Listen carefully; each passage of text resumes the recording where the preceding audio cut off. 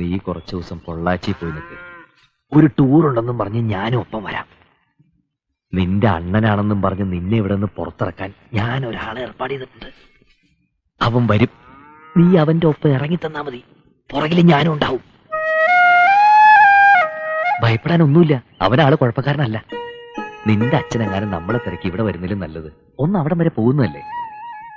കുട്ടന്നായർ എഴുതി വരുത്തിക്കാന്ന് വെച്ചാ ഇനി ഒന്നും പെട്ടെന്ന് നടക്കില്ല.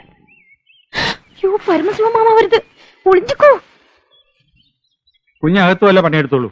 ഇത് ഞാൻ തൊഴുത്തി കൊണ്ടുവന്നിടാം.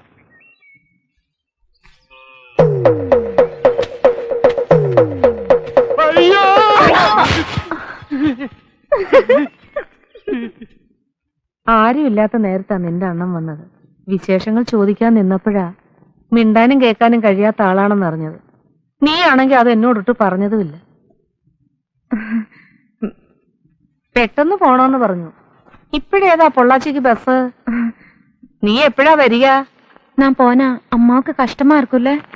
അത് സാരമില്ല, നിനക്ക് പോണ്ടേ? പൊയ്ക്കോ, അണ്ണം വന്നതല്ലേ. നിന്റെ വീട്ടിൽ എന്തെങ്കിലും വിശേഷം കാണും.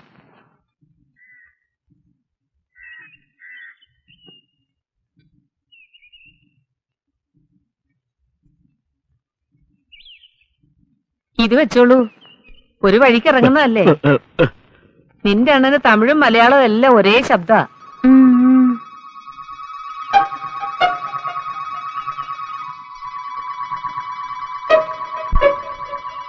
നിന്റെ മുഖം കണ്ടിട്ട് നിനക്കവിടെ ഇഷ്ടമില്ലാത്ത കല്യാണം ആലോചിച്ച പോലെ ഉണ്ടല്ലോ പെണ്ണെ.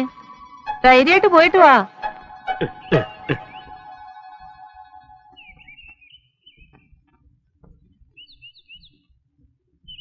ആ ബാഗ് ഞാൻ പേടിക്കണ്ട, മുന്നിൽ നടന്നോ. ഞാൻ പിടിച്ച് തിന്നാനൊന്നും പോകുന്നില്ല. വേഗം നടക്ക്. തന്നോട് ആരുടെ കോപ്പി ഇതിലെ പോകാൻ പറഞ്ഞത്? ഞാൻ അവിടെ നിൽക്കുന്നല്ലേ പറഞ്ഞത്.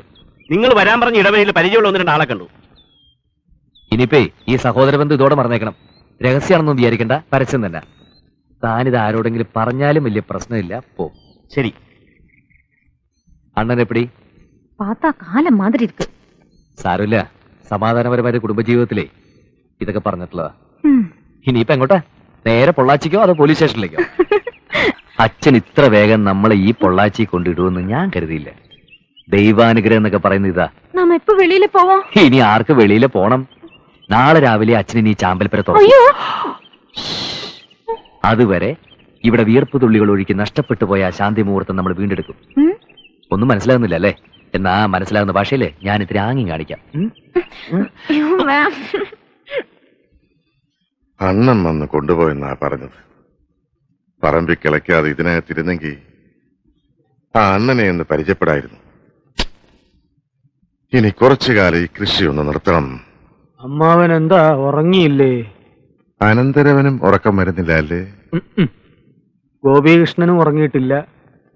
ഒരുത്തൻ 2 ദിവസത്തേക്കാണെന്ന് പറഞ്ഞ് ടൂറിനെങ്ങാണ്ട് പോയിട്ടുണ്ട്. അവന്റെ കാര്യം എന്താണാവും?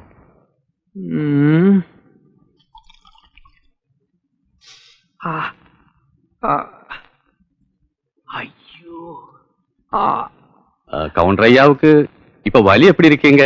1 மணி நேரத்துக்கு ஒரு தடவை எண்ணெய் தடவணும், 10 நிமிஷத்துக்கு ஒரு தடவை வெந்நீர் ஒத்தடம் கொடுக்கணும்னு வைத்தியர் சொல்லியிருக்காரு. அவங்களுக்கு தவறி விழுந்தது கூட பெருசா வலி தெரியல.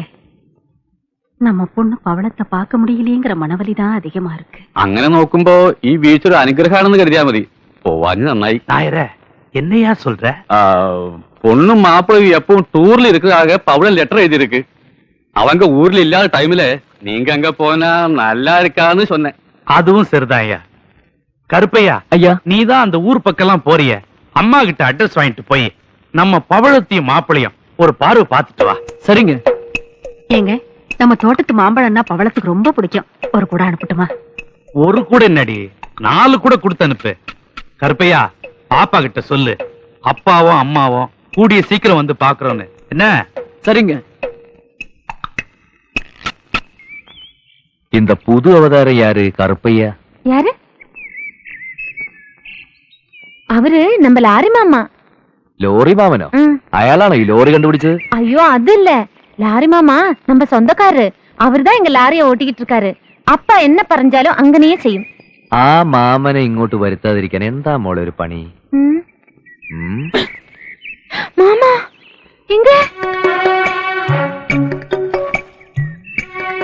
ഞാനേ ഒരു സാധനം തരാം, വേണ്ടാന്ന് പറയരുത്.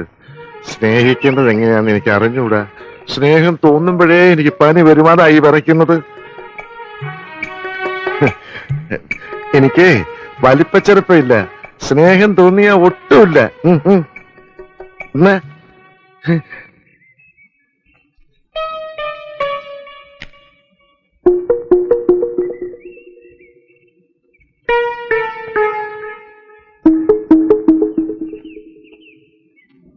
Lorry mama, lorry mama, lorry mama, lorry மாமா, யாரா அவன் என்ன இவ்வளவு அன்பா கூப்பிடுறது? மாமா நான் தான் ஹரி. மாப்பிள, நான் இங்க இருக்கேன்டா. மாமா, மாப்பிள, மாமா, மாப்பிள, അയ്യോ.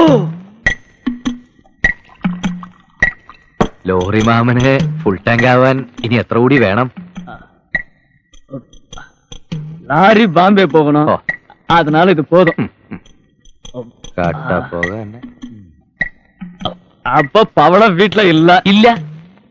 പവിഴം അമ്മയോടൊപ്പം തറവാട്ടിൽ ഉത്സവത്തിന് പോയിരിക്കുക. എനിക്കാണെങ്കിൽ ഓവർ ടൈമും ഓഫീസിൽ നിന്ന് തിരിയാൻ സമയമില്ല. അതല്ലേ ഞാൻ പോവാത്തത്. സാപ്പിടുക നല്ല നല്ല.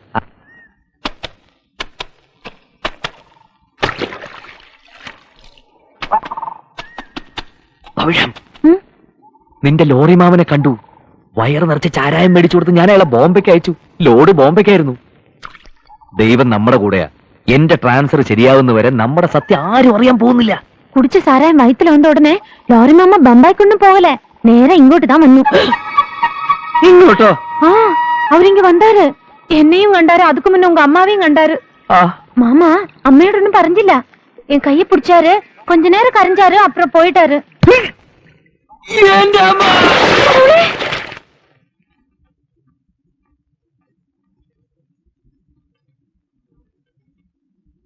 നിനക്കെന്താ പെട്ടെന്ന് ഇങ്ങനെ ഒരു പനി വരാൻ? വല്ലതും കണ്ട് പേടിച്ചോ മോനെ? കാലാവസ്ഥ മാറിയതുകൊണ്ടാ. അതിനിവിടെ അടുത്ത കാലത്ത് കാലാവസ്ഥയൊന്നും മാറിയില്ലല്ലോ. ആ, ഞാനത് പറയാൻ മറന്നുപോയി. ആ പവിഴത്തിന്റെ ബന്ധത്തിൽ ആരോ ഇവിടെ വന്നിരുന്നു. ഇരിക്കാൻ പറഞ്ഞിട്ട് കാപ്പി എടുത്ത് ചെല്ലുമ്പോഴേക്കും പോവുകയും ചെയ്തു. അന്ന് പൊള്ളാച്ചി പോയി വന്നതിന് ശേഷം അവക്ക് എന്തോ ഒരു മന്ദതയുണ്ട്. അവിടെ അവൾ എന്തോ പ്രശ്നം ഒപ്പിച്ചിട്ടുണ്ട്. തൊലി വെളുത്തിട്ടാണെന്നും പറഞ്ഞ് കാര്യമൊന്നുമില്ലടാ. ഉള്ളിൽ എന്തെങ്കിലും കള്ളത്തരം കാണും. അയ്യോ, നിനക്ക് പിന്നെയും ചൂട് കൂടിയല്ലോ. മാമ, എന്തേ? അവരെ പന്നി പിടിച്ചു. ആര്? അവരെ അമ്മ വേഗം ചെല്ലാൻ പറഞ്ഞു.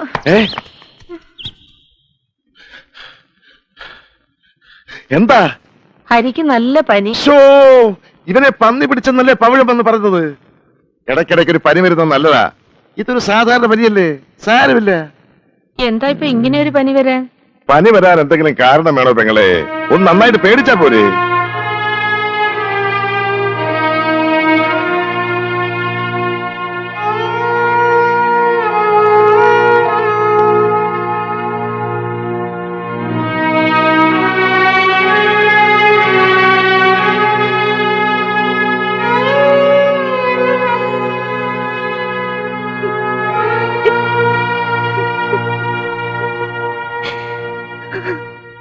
കൃഷ്ണ ഗോവിന്ദ നാരായണ ഗുരുവായൂരപ്പ.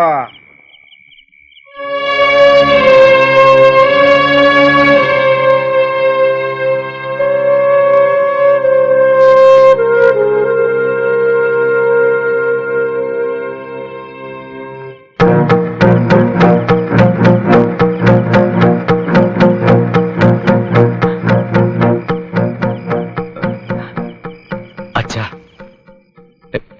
എനിക്കൊരു കാര്യം പറയാനുണ്ട്. പവിഴ എന്റെ ഭാര്യയാണ്. ഞങ്ങളുടെ വിവാഹം കഴിഞ്ഞിട്ട് 3-4 മാസമായി.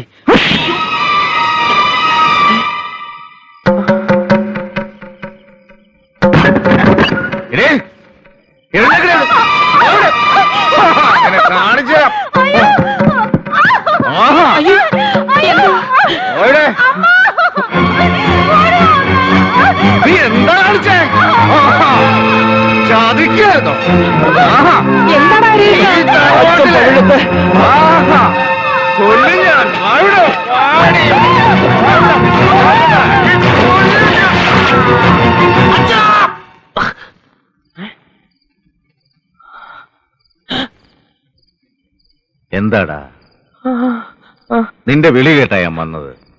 നിനക്കെന്തെങ്കിലും എന്നോട് പറയാനുണ്ടോ? ഇല്ല, ഒന്നുമില്ല. കിടന്നോ. നല്ലപോലെ വേർത്തിട്ടുണ്ട്. നന്നായി. പനിക്കൊരാശ്വാസം കിട്ടുമല്ലോ.